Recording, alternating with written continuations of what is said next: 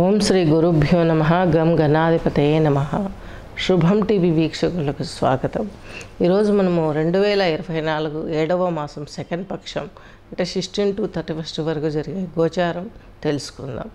ముందుగా వచ్చేసి రాహువు వచ్చేసి మీనరాశి, కుజ గురువులు వచ్చేసి వృషభ రాశి, రవి మిథున రాశి, బుధుడు కర్కాటకం, శుక్రుడు కర్కాటకం, కేతు వచ్చేసి కన్యా రాశి, చంద్రుడు వచ్చేసి తులారాశి, శని భగవంతుడు కుంభరాశి సంచారం, రాహు వచ్చేసి మీనరాశి సంచారం చేస్తున్నారు. మకర రాశి తీసుకున్నట్లయితే మకర లగ్నం వారికి శని భగవంతుడు వచ్చేసి మనకు వక్రించి మకర రాశి సంచారం చేయనున్నారు. కొన్ని ఫ్యామిలీ ప్రాబ్లమ్స్, అనారోగ్య సమస్యలు ఎదురయ్యే అవకాశాలు ఉన్నాయి.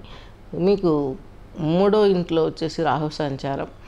మీకంటూ ఒక మంచి ప్రయాణం పెట్టుకుని ఏదైనా జాబ్లో సెర్చ్ చేసుకోవాలి, అక్కడికి వెళ్ళి రీసెర్చ్ చేయాలనుకునే వారికి మంచి అవకాశాలు వస్తాయి. రెవెన్యూ డిపార్ట్మెంట్లలో ఉన్న వారికి కూడాను, జల వనరులలో పనిచేసే వారికి కూడాను వీరందరికీ మంచి ప్రాబ్లమ్స్ పీరియడ్ అని చెప్పుకోవాలి. అలాగే మీకు వచ్చేసి ఈ యొక్క ఆరో ఇంట్లో గురుమంగళ యోగం ఏర్పడుతుంది 5th. ఇక్కడ మీకు ఒక సంతానానికి ఏమేమి అందించాలనుకుంటారో అవన్నీ మీరు సమకూర్చి హ్యాపీ లైఫ్తో ఉండే అవకాశం కల్పిస్తుంది.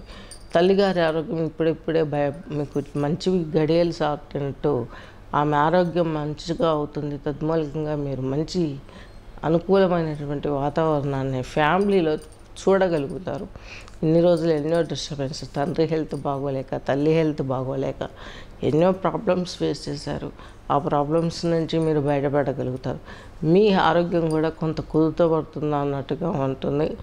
మీకు వచ్చేసి ఆరో ఇంట్లో రవి అంటే ఈయన మీ అష్టమాధిపతి 6లో ఉన్నాడు.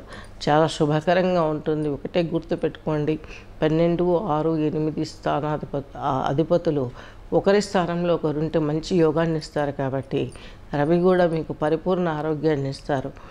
మంచి అవినాభావ సంబంధాలు ఫ్యామిలీలో ఉంటాయి. సాఫ్ట్వేర్ రంగంలో ఉన్న వారికి, కళాకారులకు, రాజకీయ రంగాలలో ఉన్న వారికి మంచి ఉపయోగాలు జరిగే అవకాశాలు స్పష్టంగా గోచరిస్తున్నాయి. గృహయోగం పట్టునట్టుంది. శుభకార్యాలు చేయగలుగుతారు. కనీసం అటెండ్ అయ్యే వైభోగం కూడా కలుగుతుంది. దీని మూలంగా ఆనందాన్ని మీరు చవిచూస్తారు. మీకంటూ ఒక ఏదో పోరాడుతూ ఉంటారు జాబ్లో, ఎక్కువ రీసెర్చ్ చేసుకుంటూ ఇన్వెస్ట్మెంట్ పెట్టుకుంటూ పోరాడుతూ ఉంటారు. అది ఈ టైంలో సక్సెస్ అవుతుంది. దానికి రీజన్ ఏంటంటే తృతీయంలో రాహు ఉన్నాడు, ఘన విజయాన్ని ఇవ్వాలి. అలాగే మీకు వచ్చేసి ఈ యొక్క భాగ్యంలో కేతువు కూడా ఉన్నాడు. ఇది కూడా మీకు మంచి శుభం. దైవ బలం సమకూరుతుంది. మంచి మంచి సబ్జెక్టుల పైన మీకు ఒక పట్టు దొరుకుతుంది. ముందుకు దూసుకెళ్ళే అవకాశాలు స్పష్టంగా ఉన్నాయి. మీకంటూ సప్తమంలో కుజుడు ఉన్నాడు, సప్తమంలో బుధుడు, శుక్రుడు ఉన్నాడు. ఇక్కడ కూడా మీకు మంచి జరుగుతుంది. సప్తమంలో జీవితం బాగుంటుంది. మీరు అనుకున్నటువంటి రూట్లో మీరు వెళ్ళి మంచి జీవితాన్ని ఫేస్ చేస్తారు.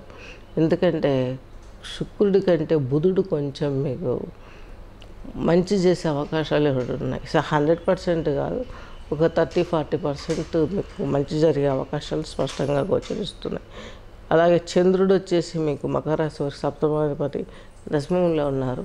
జీవిత భాగస్వామి చేత కలిసి వచ్చే అవకాశాలు ఉన్నాయి. వారి సపోర్ట్ మీ జీవితాన్నే మార్చేస్తుంది అన్నట్టుగా ఉంటుంది. భూ సంబంధమైన క్రయ విక్రయాలు చేసే వారికి కాలం కలిసి వచ్చినట్టుగా ఉంటుంది. రియల్ ఎస్టేటే కాకుండా వడ్డీ వ్యాపారస్తులకు, చిట్ ఫండ్స్లలో అమౌంట్ స్టోర్ చేసుకునే వారికి, ఏదైనా ఇన్సూరెన్సులు తీసుకోవాలనుకునే వారికి, వీరందరికీ కూడా ఆ సమయం కుదురుతుంది. ఎప్పటి నుంచో అనుకుంటున్న ఆలోచనలు మీరు ఇప్పుడు సానుకూలంగా పెట్టుకునే అవకాశాలు స్పష్టంగా ఉన్నాయి. మీకు ఈ యొక్క నీలం బండ్ చేస్తుంది.